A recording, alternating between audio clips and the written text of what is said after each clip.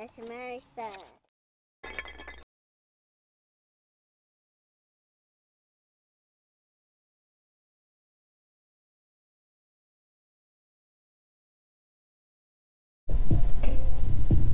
Yeah, music is very influential in my life because I come from a place where, music got us through hard times.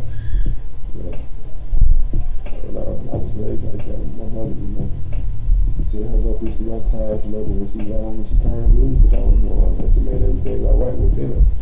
So, that same thing evolved in my life, even at that young, tender age. When I used to look, at that time she was going through a thing, or whatever. And she listened to music. I just remember we stayed in this house on Red. I was about 6 or 7 years old. And I just remember all the album covers, and they still pictures in my mind. I see them vivid, like I did right when I was looking at them. I can still see that right now. Patrice Rush, Luther Vandross, the Isley Brothers, Zap, it is just go on and on, and just as much as she loved the music, I loved it too, you know what I'm saying? And it was crazy because it's still living me today, I went to school, for broadcast and art, Specs Howard, RTV 03, 0503, you know what I'm saying? But when I was growing there, I knew it was a special time in my life, I had just come from, nigga was trying to get some money, living that bullshit life, you know what I'm saying? But I went to Specs, I wasn't getting no money, you know what I'm saying? And it was like, I didn't care. I had found the peace there, like I had found in getting money, but it was much better, it was much easier, it was so much stress relief being there, I spent I went there for 10 months. And those 10 months, 9 of those months, I was there from 12 noon to 11 at night. My class didn't start, my classes was from 6 to 10. And I was there all day taking advantage of that studio, man. I had my little homeboys, they was some of the most talented little niggas in the world, you know what I'm saying? Still is today, you know what I'm saying? I used to sneak them up in there so they could record, you know what I mean, get it on track. And that's when the producer side of me came out. It really, it wasn't no dream no more, I was doing it. You know what I'm saying? And it was my first time hands on doing it. I was going off of what I thought I knew.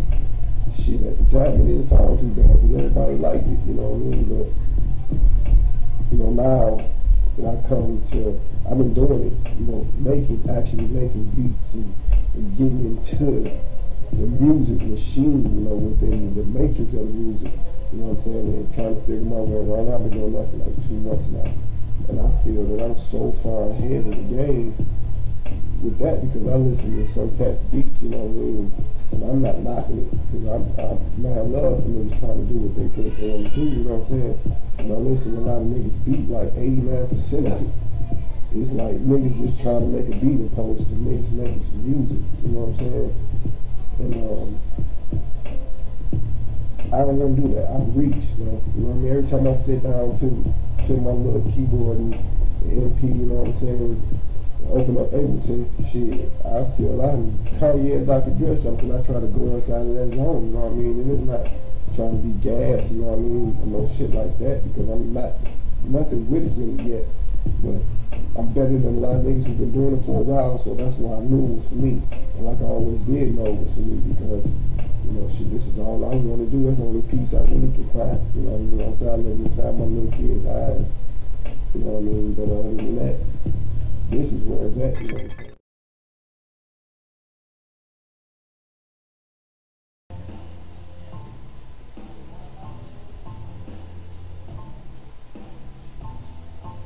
Yeah, my outlook on creating music is like kind of different than your average cat because I believe even at intermediate level, I'll just put it like that, you should be striving to make music on a professional level. know what I'm saying? It's like, because how you gonna, I mean, get any better if you just keep staying within the box? I think it's like kind of defeat the purpose, you know. And if you don't reach and think like, okay, well maybe I just think motherfuckers don't have that capability to reach in and pull out some real shit, you know. Cause it's like, I'm from Detroit, man. I'm a Detroit nigga. No matter what, to the core. You know what I'm saying? But it's not your average Detroit nigga. That's the key. But not your average nigga, period. But it's like Detroit got a certain sound, right?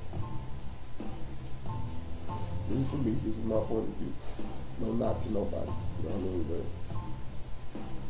I think we get looked over because our history. This is Motown, home of good music, you know.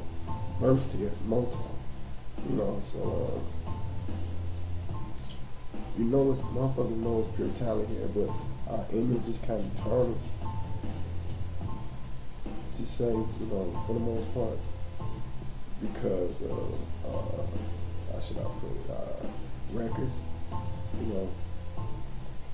As far as on the everyday level, what I'm speaking on, I can't speak on nothing else. I don't know too much about that, but from what I've read, you can't believe half of that bullshit, you know. But speaking from the everyday perspective, and from being in places I've been and knowing the kind of image that we've caused for ourselves from, you know, late '80s on to the present time, you know, we kind of get looked over a lot, and then our mentality is different. They got the, you know. Remember one time they had some crazy shit called the no-fly zone, where, you know, niggas came here, they had a rough time if they wasn't really showing their love like that, you know what I mean? But you know, we got some good motherfuckers here, man. You know, I'm a real particular motherfucker about my music, man, because I don't think it should be fucked over, you know. But at no level, you know, of music, I like all type of music, but we got a few motherfuckers here, you know. Of course, him, you know, he great. Obi, great. It's my nigga. You know, Big Sean, hot, good new talent coming up, really great. You know what I mean? It's a few other people. Forgive me if I miss your name, but those are the ones that stand out to me. You know, because they really putting it down, you know what I mean? And they had opportunity, but they used that time, you know, because motherfuckers know good music. You know, and that's what it's all about now, you know. Me, you know, good music is important. You know, I think that's probably why Ye named his label that, because it's important, man. It's about that's the whole thing, that's the whole part of being in it, for what it is, good music. You know, you look at the business aspect of it, man. When you do a song, you know, get a following behind a song. It's about the movement more nowadays than anything. You get a bunch of people to believe, you know, no movement, you know what I mean? And it'll come through if it's good music, if it's great talent on the music, you know, if it's a great song, if it's just a great song. But people don't follow that because a lot of people like music, you know.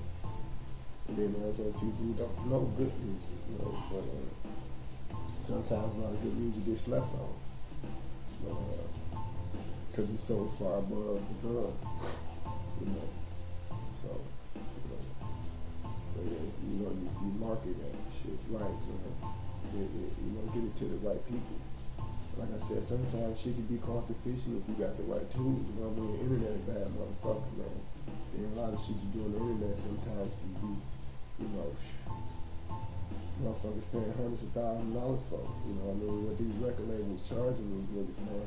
Taking out their money when they sign that contract, hundreds of $1,000s for, you can do for dirt cheap because these niggas who know how to do that shit, man. On a professional level, they're sitting right here making YouTube videos, man. You know, it's called these record labels taking chunks out of these niggas' money to do, you know, because niggas so ready to get the fame, you know. Don't get me wrong, motherfucker, hear your shit and then you hot. And record label gonna want to holler because they gonna want to have control of that money. You know what I mean? But a wise motherfucker said, another motherfucker I look up to is Google, you know, engineer for baseline, Jay-Z engineer, you know. Like he said, niggas begging to be slaves, you know. They want to sign these contracts, man, and it's killing them, you know, on the end. Shit you can do yourself, the record label charging you for that. You know what I mean? It's hard to see your money like that when you just do the shit yourself, man. Kill two birds with one stone. You see Chris Brown, hot as hell, writing off his mixtape, fame. Shit doing better as his motherfucking records did when he was on the label, doing for Jive, you know what I mean? Whatever label he was for, I think it was Jive, you know what I mean? So, shit, that right there, man, I tell you know. So that's all how you do it. Then you got that hot shit, it's irresistible. I mean, nothing you can do about it, you know, so it's just about getting it out here, you know what I mean? You know what to do, you know? Because you can sometimes overdo it and fuck your shit up, you know what I'm saying? I preach that to my niggas, you know what I'm saying? Because it's important that you don't overdo it. You get motherfuckers just enough to want more, you know? At this level, you know? So it may sound kind of weird, but it's the key. It's the key, you know what I mean?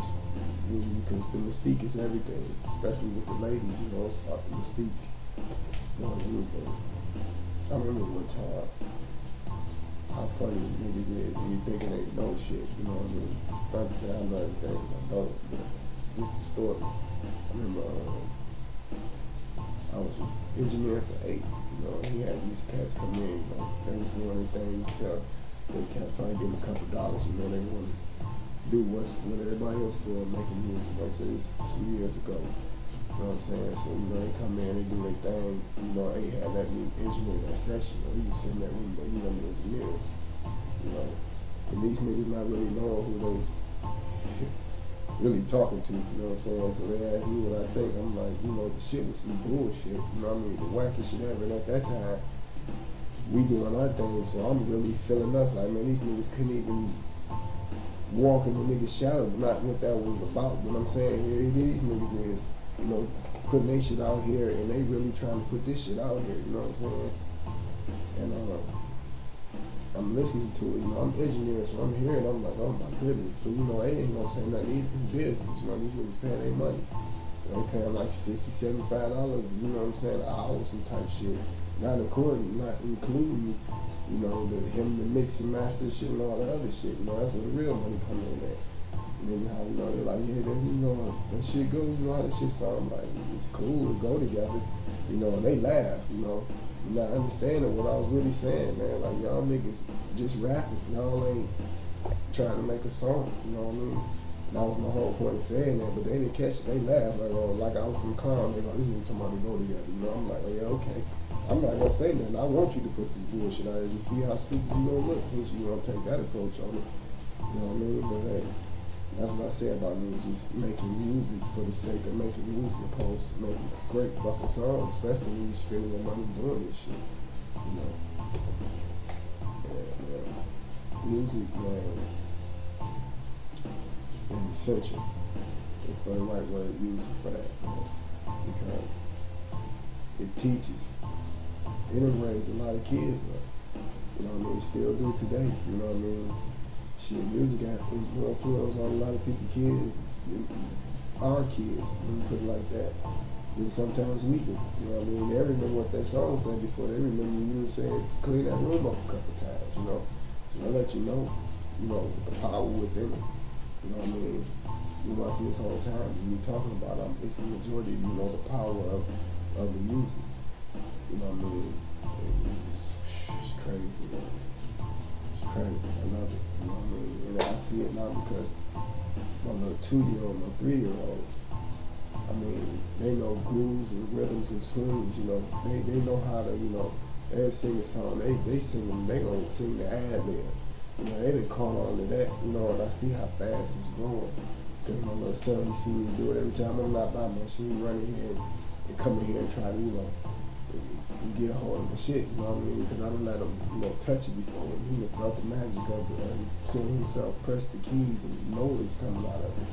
You know, and I see how it's doing him, and it's like, hey, you know, how that music do, man. just floats, floats, just floats, man.